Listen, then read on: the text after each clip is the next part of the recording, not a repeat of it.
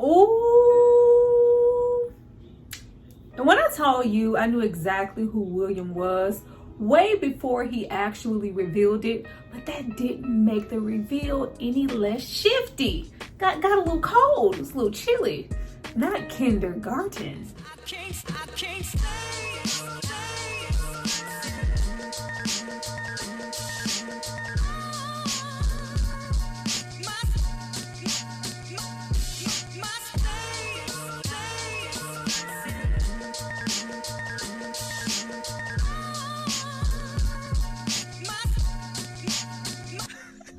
Hi you guys, welcome back to my channel. It's Tyra here with another struggle review, here to discuss the Changeling episode 5. Now before we get into all things this woman's work, I need you guys to drop down and subscribe to my channel and like this video. I'm going to give you guys a moment to do that. Then we're going to come back and discuss this woman's work. Emma's work. Apollo could never. Not the work that Emma had to do in this episode just to knock off baby Brian. Apollo could not have done that. This woman's work, ooh, it's harder than a man's. Go back.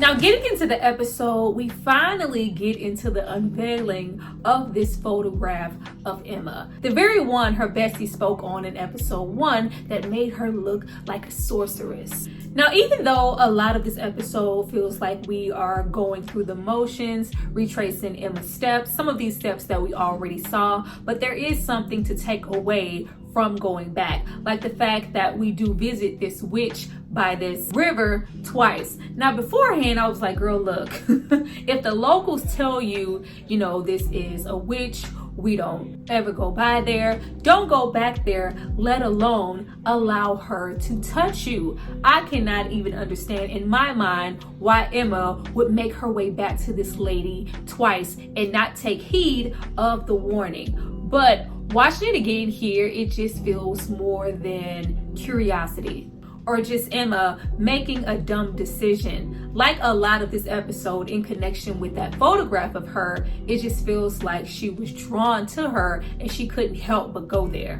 Which begs the question of Emma's third wish. Did she wish to be a witch, a sorceress, to possess some of that same power that she feels like she has? Which to me would explain Emma's behavior in episode 3 and why I was trying to constantly figure out if she needed to, kill baby Brian. Why did she have to be possessed to do it? Because at that moment, maybe it wasn't her at all. Maybe it was this witch that was sitting by this river. At the time though, I just couldn't really fathom two of these things existing at the same time because I was so focused on baby Brian and him being swapped out and not really fully considering the fact that Emma was being swapped out just as much as he was. Only Brian's swap was more so instant and Emma's kind of happened gradually over time with her changing, which is why when we have that moment in this episode of her standing on the very edge of that building, giving me anxiety, holding that baby, speaking yet again on that lack of connection, referring to the baby as baby other than Brian, and I just want to be a better mother to you, I want to be this, what if we don't make it? I wish you had met me before I was like this. High key, I'm transforming into someone else, but that doesn't mean that baby Brian was actually baby Brian and he wasn't the changeling this whole time, which is why she didn't have that connection to begin with. And of course, with this show, I could be absolutely wrong. Now, after Emma strategically hitches a ride to make sure that that photo is taken in secret, making sure her little imagery, her little sorcery, that little pull, that draw that Emma had to her in the first place when she was sitting by that water, gets out to the masses. It's one thing to be sitting on the very edge of the forest, hoping that maybe some unsuspecting person stumbles up on us and makes these wishes. It's another to be sitting smack dab in the middle of New York in a photo gallery for all to see. Did you see how big that picture was? Pulling people in, which is how we got that buyer, and which is also how we got to William. Child, we gotta talk about William. Now, Apollo is right where we left him last episode, sitting in that cell, longing for information, reading a quote that looks to be left behind by Emma, just simply wanting to know what the hell is going on. But in doing that, Apollo was working my nerves this episode. Apollo and the whole naivete of it was working my nerves this episode. But getting more into William, as we have Pearl, Cal, aka Pearl, come to offer Apollo a second chance. You have William, www.everywhere William, coming forth with all this information. I know exactly who you are, where you were, who did it, and why. Would you like me to go on? The fact that William is no longer really putting up a facade, really pretending to be somebody else. He is completely changed in personality from the William that we met the first episode, the second episode, getting on the island, getting in the cell. He is constantly changing and adjusting who he is depending on who he is talking to. Child, you have Apollo's ass. Well, he told me that what he never told. Why are we believing? Making me mad. Why are we believing anything that he has to say when he has proven himself to be a liar? As we are trotting our way out of the jail cell for our second chance. Oh, don't trust her, Apollo. They're witches. It's sorcery. Everything's an illusion. It's a trick. Then we start speaking in Norwegian. Don't know what he said, but it sounded very much like spell casting after he just accused Pearl and them, Cal and the girls, of being witches who solely cast spells. Come on, Apollo. He was so late in this episode. After we leave Apollo working my nerves yet again, all of the, are you gonna kill me? Because I just killed, baby, if they were gonna kill you, they would have done it already. That, along with still trying to inquire, did William really kill his daughter? But he told me, keep it up. Keep it up. We get into Cal speaking in those freaking riddles, child. I'm loving the show. I love the mystery, but they are really dragging it out with saying something without really saying anything, really getting to the point, really keeping us wrapped in waiting. They're doing a very good job at keeping those ratings up because you just want to get to the aha moment. But with the path of the show so far, and Lillian often speaking in that same tone that Cal does also, at this point, I think Lillian is also a witch. Because the way they say something and nothing all at the same time is incredible. And if she isn't a witch, then Apollo's dad definitely has some ties to something, which would explain the book. It's just so much. Now, everything that Cal says isn't, to be thrown on the ground. We do have her saying things like, Emma stated that, you would persevere, you would find this island. I told her nobody except for a god could find this island, yet here you are. We pretty much spend the latter of this episode prepping Apollo for what's to come. Where's Emma? I just want to find Emma. Emma is nowhere to be found. She isn't here. She isn't there. She isn't anywhere. Pretty much telling him you have crossed over into another threshold, another realm, that North Brother Island that you know this to be. It used to be that until we changed it. I'm going to need you to throw all disbelief out the window if you want to find your wife. Now, leaving Apollo's journey to come, I already kind of spoke on Emma and her flashbacks, but I love the way that it could kind of go either way with what she says to baby Brian. You could take that as, the sorceress is taking over, she is changing, she doesn't have that connection to Brian just yet, blah, blah, blah. Or you could take it as your everyday discussions that you have with yourself as a new mom. Am I good enough? This is scary. Am I going to be able to take care of this life that is in my hands that I am responsible for? Which is thrown on the ground when she says, I wish your old mommy was here. I just wanted to put that out there, really getting into this woman's work and a lot of things that women have to deal with. Child, when I tell you I hollered when she got to that flashback of them getting married and her tossing the bouquet, and that bouquet triple axle rolled on into the dirty, dusty New York streets to be rolled over by a taxi. If that ain't an omen, If that is not an omen, then I don't know what is. Like, keep that juju over there. Now, I ultimately knew that William was kindergarten once we get into Emma's flashbacks of her rolling up on the wise ones, sending those messages to Cal, and then you have an unknown, just like that unknown number that was sent to Apollo from William, telling her, ha ha ha, don't listen to those witches. Definitely William-like behavior.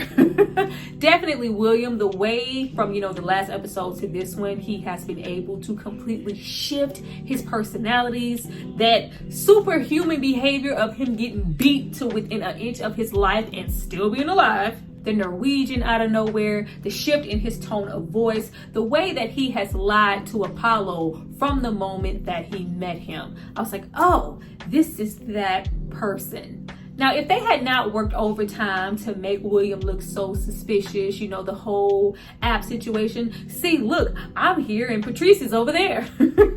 Just think about who your real friends are and, who really has good intentions. I just want to come on this island with you just to be your support. If my wife doesn't take this book, then I'm just, yeah. It was a whole lot. So that was great. I really wish that they would have kind of kept that tight lip, because I swear I would have been shook this episode completely. Now, by the time that Cal returns that book to Apollo from his father, we kind of knew where that was going, but getting more into the pages and what was there, we see that it is this fairy tale come true. The pages were never a lie, they are living it. Fairies will hold it closest to their chest, they love it the best, they won't give it back. The it is definitely a baby. Now, the mystery still lies in, how is this book connected to his family lineage? Why was this passed down from person to person? What is going on with his father? Getting into Emma, we finally get to see and hear what she saw when she looked at baby Brian. Child, the hissing, the growls of it all, the demonic little Kiki. No, you're not. No, you are not. The face is changing. It really, really reminded me of, y'all remember Devil's Advocate, when Mary could see everybody's true form and it drove her crazy that Kevin couldn't? Like, it very much so reminded me of that. But it also had a moment of feeling like she was talking to the audience and saying something to us, telling the baby, I won't allow you to gaslight me and make me think I'm crazy. It just felt really messagey, like, this woman's work, this motherhood, this womanhood is very, very hard. And what I am about to have to do is going to be the hardest thing I've ever had to. Via Cal, to escape this hell, I have to kill Brian to reveal the changeling that is really in there. Because it's not my baby, even though it isn't, that still means me killing something that appears to be a baby, even if it isn't mine. It looks innocent to everyone, especially Apollo, who believes that this is our son. This is not only going to destroy me, but it's going to destroy Brian as well. But if this is what it takes for him to see, then I'm willing to do that. Which of course brings us back to the church moment and her wanting the baby to get baptized. We also find out that Apollo is an atheist. The almighty God, I am the God Apollo, always ranting on about being a god, but we don't believe in any gods. Of course, with us already knowing him not wanting to allow her to get the baby baptized, really trying to use that as her last stance before she does what she needs to do. Am I making a mistake? Is this actually my baby? Am I actually crazy? Maybe if I get him baptized, things will be different. We don't allow him to be baptized. You're not going anywhere with my baby without me. And of course, the events that occur in episode 3 happen. You don't see now, but eventually you will. But before we even get into all that, we get into Apollo finding his light and finding himself again. We, take a walk on the island that is pretty much filled with women and their children, the children that they got away with that weren't changelings, being their only oasis and sanctuary from the world outside. Yes, we are witches, but we are witches with a good purpose. We also get into more talk about social media, honey. So y'all really want me to delete all my children off of everything, don't you? You know, with Apollo speaking on maybe being that dad, you know, that hovering dad that didn't know how to let go. It's like, well, yeah, what is that if we freely give up so many images, you know, times, moments that should be precious and private up on social media all the time, inviting those vampires to our doorstep because everybody constantly always knows what we're doing and what we look like. But Apollo reconnecting with a little girl there on the island, reading them children that nightmare fuel. I'm like, sir, it's a whole library of books. You could have read anything. Singing, really reminding himself of what he loved so much about Emma and getting away from that light of seeing her as the person who just strictly killed their baby for no reason. There is a purpose behind her madness and what she did. The moment you see, the easier this journey will be. Where he's going, child, we don't know. Now, we are also told things like, you know, Emma was on the island for quite some time, back and forth. We do have a creek paddle boat. She was using this boat to go and collect books and bring them back. She just couldn't pull herself away from being a librarian. I'm like, so Emma is still in there, you know, the true Emma is still in there somewhere and, you know, kind of tangled with this witch? No. Now, finally feeling like she is getting Apollo to see the truth and the purpose, we still have Apollo pulling her to the side, asking to speak to Greta on William's behalf. Fully still, you know, I thought he was a nice guy. He was a sweet, innocent. Fully not understanding exactly who William is. Greta politely thumps Apollo in the forehead and reminds her of who this man really is. This man who has clearly been taunting her, stalking her, trying to seek them out, feeling like they personally belong to him. Even go, we knew you ain't had no money, William. We knew you ain't had no money. Drinking that tab soda has completely drained her account of $70,000 to purchase this book that was for her, just to ruin it for her, writing Agnes's name on every single page just to get under her skin. I just love that it always ties back into that www. William is literally everywhere, knows everyone's whereabouts, how to find you, and what you are doing when you are doing it. Stay off the internet. But this just like, oh, so he really killed Agnes. Yes, he did that shit. Like, keep on. Keep on. I even love the fact at that moment Apollo was like, oh, you know, he killed Agnes, you know, the $70,000. He even defaced the book. Not that To Kill a Mockingbird. Let me go find him. Like, oh, that really set him off. Not the book. Now, the whole situation of him rolling up on William and he is just drenched in all of this darkness, but you can already see in the shadow that his posture, his build is different. We got a little hair, and he's just like, yeah, I found my people, my purpose. Of course, if we have these witches here and they are, you know, filled with this light and they're helpful, there's always a dark entity lurking in the shadows, and clearly they have gotten a hold to William and transformed him into kindergarten. Playing on those intentions, clearly got him to kill his own daughter. But William feels empowered and feels like they have helped him reveal who he always was. Like, I just love the look on Apollo's face, like, oh God. Like, even at that moment, it still took him a whole minute and a half to put, oh, you already know what, do I know he kindergarten? Like, what do he need to recite the whole Facebook post to you? Oh, just, oh, you're late. Even though I knew that it was coming, the reveal was really, really good. And I cannot wait to see what happens next. Like, whew, I'm confused, but I'm still enjoying it. Well, you guys, that was my review for the Changeling episode 5. I hope you enjoyed it. Please drop down and tell me what you thought. You know, I love a good comment. I love when we get that conversation started, when we are confused together, when we are revealing and unveiling things together. It has been really, really insightful to drop down and read some of those comments. And it's like, oh, I didn't even think of that. I look forward to reading those things. Be sure to hit that like button and share the video with somebody if you care, because that helps me out so much. I see you guys next time for my next review. Bye.